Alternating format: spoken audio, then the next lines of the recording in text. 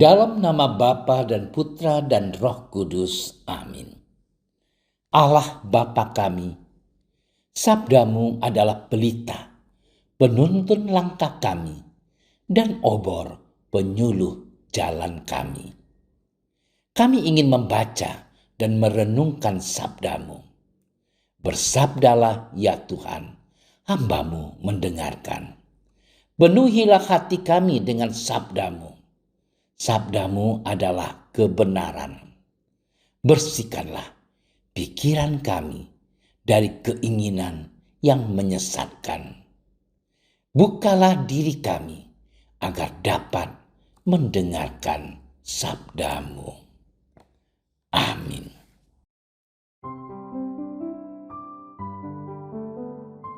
Dua murid yang dalam perjalanan ke Emmaus ditemui oleh Yesus yang bangkit, segera kembali ke Yerusalem.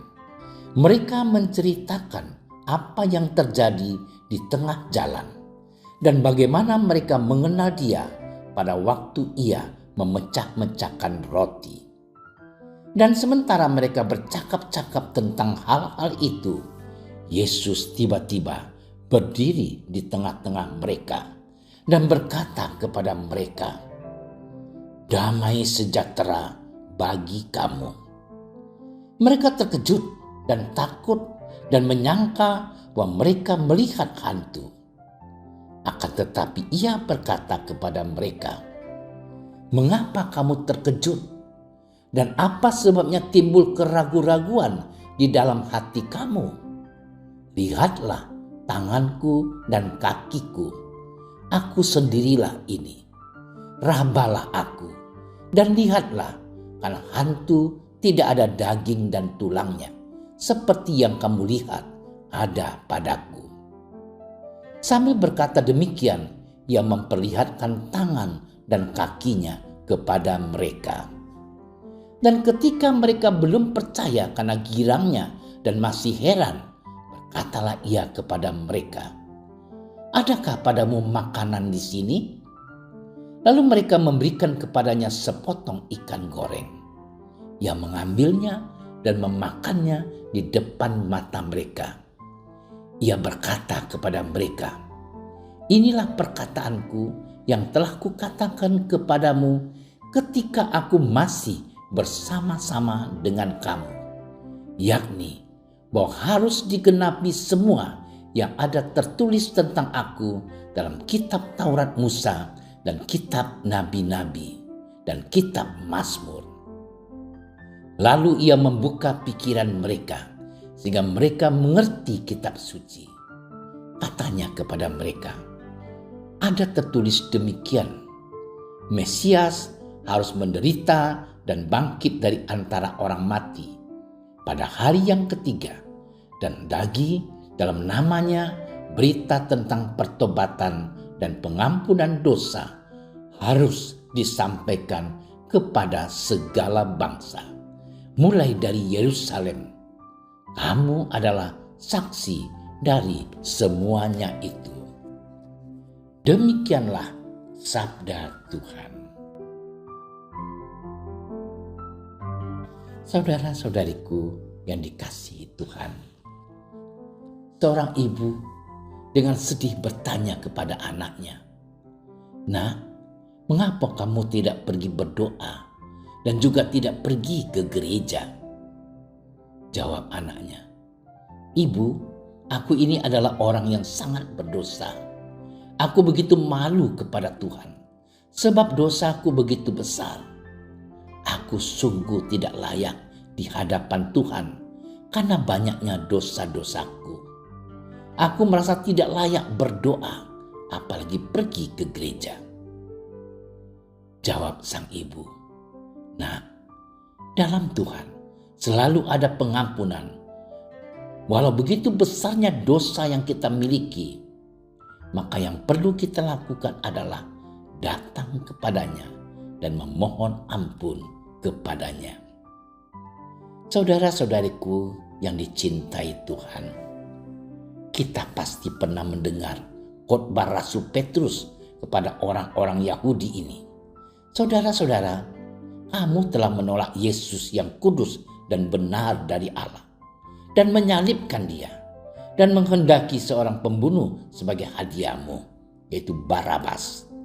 Namun saudara-saudaraku, aku tahu kamu telah berbuat demikian karena ketidaktahuanmu.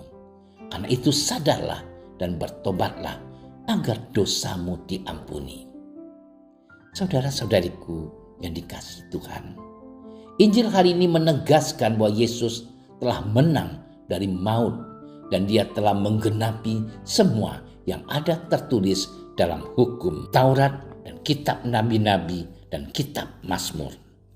Pertanyaannya sekarang, apa yang harus kita lakukan untuk menanggapi kebangkitan Yesus? Apa yang bisa kita lakukan untuk melanjutkan karya penyelamatan Allah di dunia ini?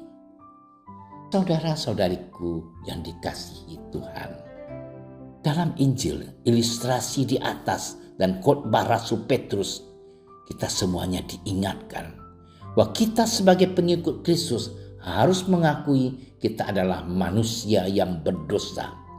Kita harus mau bertobat, memulai hidup baru. Kita harus sadar bahwa Yesus telah mengorbankan diri demi menebus dosa-dosa kita. Maka kita yang sudah ditebus dan bersih dari dosa harus senantiasa memperbaharui hidup. Saudara-saudariku yang terkasih, mari kita mulai dari diri kita sendiri. Kita juga dapat membimbing sesama kita menuju pertobatan sesuai dengan apa yang disabdakannya kepada kita. Semua itu dapat kita lakukan sesuai dengan kehendak Allah. Cara hidup Yesus harus menjadi cara hidup kita. Kita harus mampu berbagi, hidup dalam kasih, hidup dalam pengampunan. Semoga kebangkitan Kristus ini juga membawa kepada kita rahmat yang berlimpah. Saudara-saudariku yang terkasih, mari kita berjuang untuk menyalibkan dosa-dosa kita, memakukan dosa-dosa kita, supaya kita ikut mati bersama Kristus dan kita akan dianugerahkan kebangkitan bersama Kristus. Semuanya ini lewat pertobatan. Dan kita juga dapat membimbing saudara-saudari kita menuju pertobatan agar mendapatkan upah kebangkitan. Saudara-saudariku, semuanya dapat kita lakukan dengan cara meneladani hidup Yesus. Cara hidup Yesus harus menjadi cara hidup kita. Pola hidup Yesus harus menjadi pola hidup kita. Sehingga kita mampu hidup dengan penuh kasih, berbagi, mampu memaafkan, tidak ada dendam dalam hidup kita. Sehingga kita sungguh-sungguh dimerdekakan oleh Yesus dari perbudakan dosa. Selamat bermenung. Tuhan memberkati kita. Tuhan Yesus, kami masih sering diperbudak oleh dosa. Semoga lewat kemenangan-Mu terhadap kematian, kami mampu membebaskan diri kami dari dosa dan menjadi manusia baru. Engkau kami puji kini dan untuk selama-lamanya. Amin. Kami berdiri di hadapan-Mu, ya Roh Kudus. Pada saat kami berkumpul di dalam nama-Mu, bersama-Mu sendiri yang membimbing kami, membuat diri-Mu nyaman, berdiam di hati kami. Ajarilah kami jalan yang harus kami tempuh, dan bagaimana kami harus mengikuti jalan itu. Kami lemah dan berdosa. Jangan biarkan kami mendukung kekacauan. Jangan biarkan kebodohan menuntun kami ke jalan yang salah. Jangan pula keberpihakan mempengaruhi tindakan-tindakan kami. Kiranya kami menemukan di dalam Engkau kesatuan kami, agar kami boleh berjalan bersama menuju kehidupan abadi dan tidak menyimpang dari jalan kebenaran dan apa yang benar. Semua ini kami mohon kepadamu yang berkarya di setiap tempat dan waktu, dalam persekutuan dengan Bapa dan Putra, untuk selama-lamanya. Amin. Bapa kami yang ada di surga, dimuliakanlah nama-Mu. Datanglah kerajaan-Mu. Jadilah kehendak-Mu di atas bumi seperti di dalam surga. Berilah kami rezeki pada hari ini, dan ampunilah kesalahan kami, seperti kami pun mengampuni yang bersalah kepada kami. Dan janganlah masukkan kami ke dalam percobaan, tapi bebaskanlah kami dari yang jahat. Amin. Salam Maria, penuh rahmat, Tuhan sertamu. Terpujilah engkau di antara wanita, dan terpujilah buah tubuhmu Yesus. Santa Maria, Bunda Allah, doakanlah kami yang berdosa ini, sekarang dan waktu kami mati. Amin. Kemuliaan kepada Bapa dan Putra dan Roh Kudus, seperti pada permulaan, sekarang, selalu, dan sepanjang segala masa. Amin. Dalam nama Bapa dan Putra dan Roh Kudus. Amin. Terima kasih sudah menyaksikan renungan hari ini.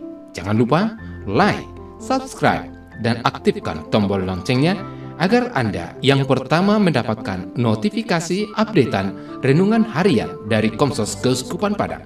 Dan bagikan ke sosial media agar saudara-saudara kita dapat mendengarkan dan merenungkan firman Tuhan.